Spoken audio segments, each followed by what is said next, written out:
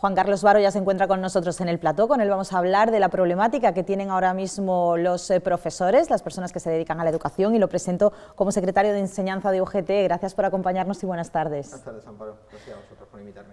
Un placer charlar contigo y sobre todo poder entender cuál es la situación que ahora mismo tenéis los profesores, porque es cierto que el año parecía que comenzaba tranquilo, entre comillas, que el curso prometía ser un poquito más tranquilo que el año pasado, pero es cierto que os habéis encontrado de nuevo con piedras en el camino. ¿Con cuáles? Bueno, la verdad es que sí. Comenzamos un segundo trimestre, por ejemplo, sí, no tan grave como nos esperábamos en el primer día, sí, y de hecho desde UGT nos desmarcamos un poco de las cifras que habían dicho otras organizaciones sindicales, que habían hablado de un 10% de falta de profesorado, y eso es un número alarmante, pero había que explicarlo. Nosotros en nuestro sondeo vimos que había como un 2% de bajas por COVID, y a eso había que sumarle entre un 6 y un 8 de bajas por enfermedades comunes. Eso sí podía alcanzar el 10%, pero en la totalidad, no por COVID. Pero transcurridas ya 2 semanas desde que comenzó el trimestre, hombre, pues la situación se ha vuelto mucho más alarmante. Sí que se llega ahora a un porcentaje alto de bajas, existe mucha baja de profesorado, existe mucho alumnado también con baja por COVID, y la situación realmente ahora mismo está siendo bastante caótica en los centros, sinceramente. Esa situación, ¿cómo se puede revertir? Porque tenemos por delante todavía 2 trimestres, queda todavía bastante curso, y claro, estamos muy pendientes de todo lo que vaya ocurriendo, pero ¿cómo se puede revertir lo que ahora mismo podemos decir que está en el lado negativo?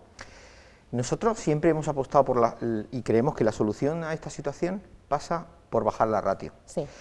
La bajada de ratio supondría, por un lado, poder aumentar la distancia de seguridad entre el alumnado, amén de conseguir también una calidad de la enseñanza muy superior.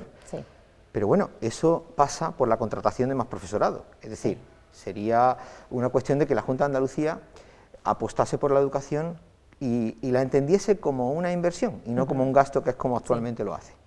Nosotros siempre hemos apostado porque esa era la solución, y evidentemente abogamos porque se contrate a más profesorado. Esa sería fundamentalmente la gran solución. Podríamos aumentar la distancia de seguridad. Ten en cuenta, Amparo, que los centros se han encontrado a la vuelta con una infografía de la Junta de Andalucía que les dice, no sé si en un ejercicio de cinismo o de inconsciencia, que la educación es un derecho que hay que preservar y que hay que garantizar y hay que preservar. Bueno, de acuerdo, nosotros desde UGT nos preguntamos cómo se consigue eso, cómo se consigue unos entornos seguros para el alumnado y para el profesorado con una ratio tan alta en las aulas, cuando nos están restringiendo las reuniones de muchas personas y en un aula entran de entre 25 y 30 alumnos. Es imposible mantener la distancia de seguridad. Y eso que en esa infografía también se nos dice que la distancia de seguridad ha bajado de 1,5 metros a 1,2 metros.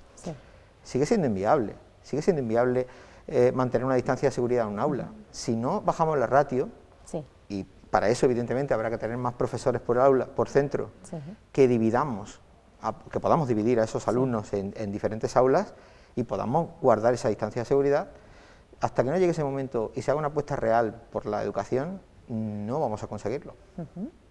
Es complicado, claro, cuando uno se tiene que enfrentar a una situación tan difícil como la que tenéis vosotros, es complicado, pero sin embargo, yo creo que si algo tenéis es esas ganas por seguir formando, por seguir educando, y que eso puede, con una serie de problemas que hace que luego también os pase factura a vosotros. Sí, sin duda, si los centros educativos hoy en día son seguros es gracias al esfuerzo de los docentes. Los docentes se están enfrentando a situaciones muy complicadas, que generan mucho estrés, entre otras cosas porque la administración no está sustituyendo a las bajas por COVID de forma inmediata. Eso supone que el profesorado se está viendo con que tiene a su aula y que atender al aula del compañero. Imagínate el caos que eso genera en los centros, en los equipos directivos que no dan abasto, en los propios compañeros que están de alta, están trabajando y tienen que cubrir esas bajas, tienen que mantener la seguridad. Encima, en la infografía que les ha llegado, se les insinúa al profesorado que deberían mantener el uso correcto de la mascarilla, lo cual denota en la Junta de Andalucía un desconocimiento total de lo que es un aula. Es imposible conseguir que niños, sobre todo en bajas edades, el uso correcto durante 5 horas de una mascarilla, que en ocasiones además viene deteriorada, es imposible controlar su uso.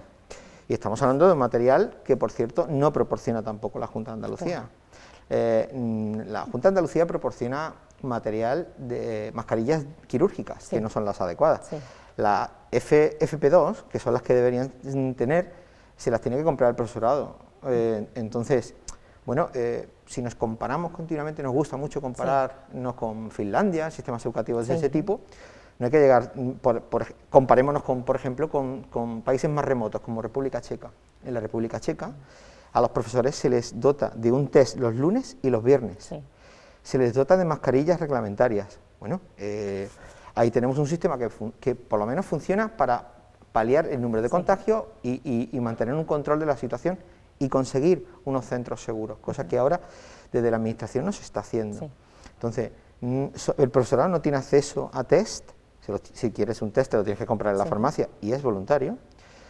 No tienes acceso a mascarillas reglamentarias si no te las compras tú, y por supuesto el alumnado no tiene acceso a mascarillas si no las traen de su casa adecuadamente, y no siempre ocurre. Claro, por supuesto. Luego nos encontramos también con otra cosa que llama la atención, ¿no? Y es que, por ejemplo, aquí en Miralbaida, ya hablando en Córdoba, nos centramos aquí, en Miralbaida se abre un centro educativo, pero se abre con carencia de profesores, y eso es algo que llama muchísimo la atención, porque si se abren las puertas de un centro, ¿cómo es que no está dotado con el personal adecuado? Bueno, para eso has tocado un tema muy delicado en educación, y es la dotación de los centros. Nosotros celebramos la apertura del centro, porque siempre hay que celebrar la apertura de un centro, porque es un servicio a la sociedad magnífico y necesario. Pero es verdad que la administración, en su alarde de sacar titulares, abre un centro, pero no informa bien a la ciudadanía de lo que está ocurriendo ahí. Es verdad que los centros no se están abriendo con la dotación necesaria. En este caso hay una falta de profesores importante en ese centro. Es verdad que tiene un número de alumnos todavía muy bajo y bueno, el profesorado está saturado, como de costumbre en cualquier otro centro, a pesar de ser nuevo. Y es que este que es nuevo y otros que no lo son tanto, carecen de, aunque sabemos, por ejemplo, que los medidores de CO2 o los filtros EPA no son una solución definitiva, pero ni siquiera los nuevos se instala, podría servir para mitigar un poco las situaciones que estamos viviendo en el aula. Es verdad que, por ejemplo, este año no estamos sufriendo a Filomena, pero hace frío en las aulas. Y la Junta de Andalucía nos dice que tiene que haber ventilación cruzada. Bien, si ponemos estos filtros, al menos el profesor podrá cerrar un poco las aulas y conseguir un entorno laboral más adecuado y un entorno de aprendizaje un poquito más adecuado también para que el alumnado aprenda. Lo que no es de recibo es vivir esas condiciones y, sobre todo, con ello intentar cumplir la normativa vigente. Es que se nos olvida que hay un Real Decreto, que es el 495/97 del 14 de abril, que dice que los centros de trabajo tienen que estar entre 17 y 27 grados. Hombre, yo he visitado aulas y las he medido, no me lo han contado, y están a 0 grados. Y estaban los chiquillos con abrigo, con chaquetón puesto, con los guantes, incluso con gorro, y eso simplemente dificulta la lectoescritura, por no ir más allá. Eso no son condiciones de aprendizaje. Y es que hay que tener las ventanas abiertas. Bueno, vamos a poner medios para intentar conseguir un entorno de aprendizaje más adecuado y un entorno laboral más adecuado. Pero ni se hace en el Instituto de Miralbaida, que es nuevo, mucho menos se hace en los centros que ya tienen unos años y que evidentemente la infraestructura deja mucho que desear. Sin duda alguna. Son problemas, nosotros queremos soluciones, yo espero que vayan llegando a lo largo de este año y que podáis venir desde UGT a hablarnos también de que esas soluciones se han conseguido. Ya para terminar, queremos saber también cuáles son los pasos que vosotros vais a dar para que todo esto pues vaya poquito a poco mermando. Sí, bueno, ojalá, ¿no? Ojalá sirva nuestras reivindicaciones para conseguir una mejora en este sistema educativo. Desde luego nosotros no vamos a dejar nuestro empeño y vamos a seguir luchando porque se cumpla la normativa en cuanto al Real Decreto que te he comentado, para que haya unas condiciones laborales adecuadas y de aprendizaje para nuestro alumnado. Y luego, por supuesto, estamos haciendo una petición oficial para la bajada de ratio a la Junta de Andalucía. Si la Junta de Andalucía no responde positivamente y reorganiza la estructura, nosotros vamos a hacer una campaña de firmas por todos los centros educativos de Andalucía, en las diferentes provincias de nuestros sectores educativos, para poder llevar la voz del docente a la administración y realmente decir que esto es una cosa que preocupa. Si llegado ese momento la administración sigue sin reaccionar, nos veréis en la puerta de la administración protestando por un derecho que es un derecho social. Por supuesto. Pues vamos a ver cómo se va dando el curso y hablaremos con vosotros en los siguientes trimestres. Muchísimas gracias por habernos acompañado esta tarde. Gracias.